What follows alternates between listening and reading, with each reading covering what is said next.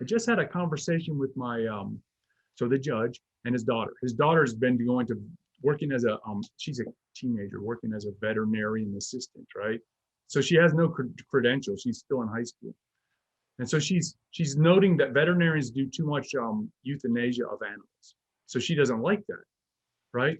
So she got interested in, get this craziness, right? Horse chiropractic. I'm Oh like, wow, yeah, yeah. wait, what? Like, I like, so osteopathic, we do that stuff on humans, but it's like, man, how are you going to do a lever on a horse? Just, so I'm like this, I kind of like this, and I'm going to ask you this question here in a minute, but it's like, I said, she said to be a horse chiropractor, I gave her an assignment. I said, go tell me how you become a horse chiropractor, right? And so she said, you got to become a vet and then you can do the thing, right? And I'm like, I think that there's a way to do this without entering the professions per se. If you can do what you say you're going to do and deliver, the people will find you because they'll chatter, right? So doing what you do, what do you tell a youth who's interested in what you do? For what? How do I do it, right? Yeah, yeah. Well, look, I mean, one thing that I'm always a little cautious of when it comes to that is saying to someone, all right, if you can crack somebody's back really well, but you don't have a license, you're still going to be busy, which is true. But at some point, it's going to bite you in the backside. It's kind of like, why do we go to undergraduate to get an undergraduate degree? It's not because we, learn that much in undergraduate school. Most of the time, Oh my God. This is called damnation through faint praise. I appreciate it. You're on track, man. Sorry to have interrupted you. I had to say it. No worries, no worries.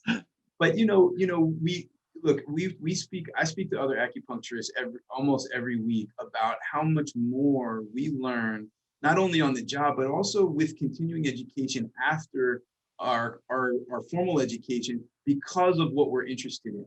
So what I typically tell young people who are interested in getting into the field is you have to go through the foundational program, not because it makes the most sense, but Okay. because it's going to give you a baseline and it's going to give you a piece of paper that says you have the right to go forward. And so is that the most efficient way to evolve as healers in our society? No, but it is, I think, necessary.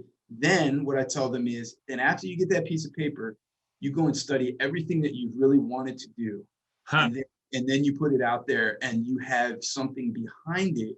And Yeah. not only do you have the skill now, but you also have what is in the mainstream's eyes as a worthiness to produce that particular skill. If there were no acupuncture degrees, then acupuncture would not have the level of adoption that it does today, which is still only 10% of the American population has tried it. But that was much less 25 years ago. Right. Much less. It was 2 to 3% 25 years ago. So there's been a big influx from that point of view. And I can't help but to concede that we do need to have some sort of system in place to gauge, it's like I heard somebody say the other day, if construction workers had no regulations, if contractors had no regulations, think about how terrible, like buildings would be falling down all over the place. It's not, not because, it's because everyone's going to cut corners when they have the opportunity to. It's going to be harder. You have to have some regulation in place. So, I think the same is true. I just think that we have to recognize what the relative value is of the different levels of education that we get, and when we need to go out and really learn something that may be a little fringe, even for the profession that you're in. But now that you have that, now that you've spent all those years getting checking all your boxes, you have now a lot more behind and the right to go out and do something like craniosacral therapy, because you're also a chiropractor or you're also an acupuncturist. And that's not to take anything away from a craniosacral, that's all you do. It's just to say that in most people's eyes, you can't possibly have the breadth of understanding and knowledge by taking 4 weekends of craniosacral. Oh yeah, no You know what I'm saying? No question about that. Yeah. Yeah, it is. There's no question about that. It is an interesting thing because I studied massage therapy before I went to medical school. Ah, And it was at that time the massage therapists were organizing their professional organizations, and I regard it as a pestilence. Okay, definitely in a lot of ways. and I'm like, okay, so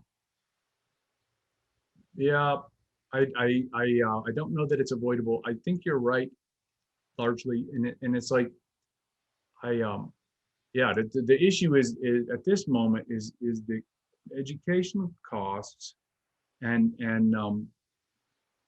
commitments, that are required to do that. It's like the credentialing process is excessive, in my opinion. For And sure. it's like, what does that mean? It's like, well, and I also regard it as captured.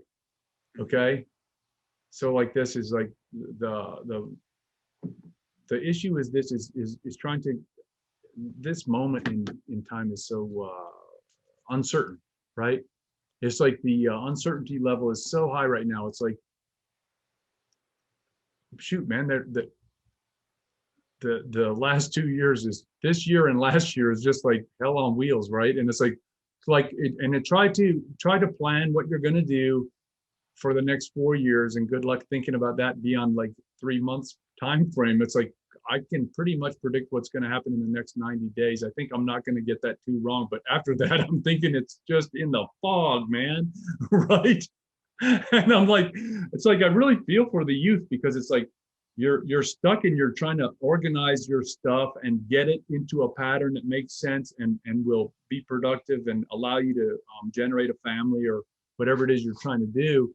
And it's like, it's just tough. Yeah. Because of the uncertainty. I hope you enjoyed this episode of the Best Medicine Podcast with Bradley H. Werrell, DO. Don't forget to hit like and subscribe below, either over there or over there. Also, if you're interested in a medical consultation with myself, there's also information below.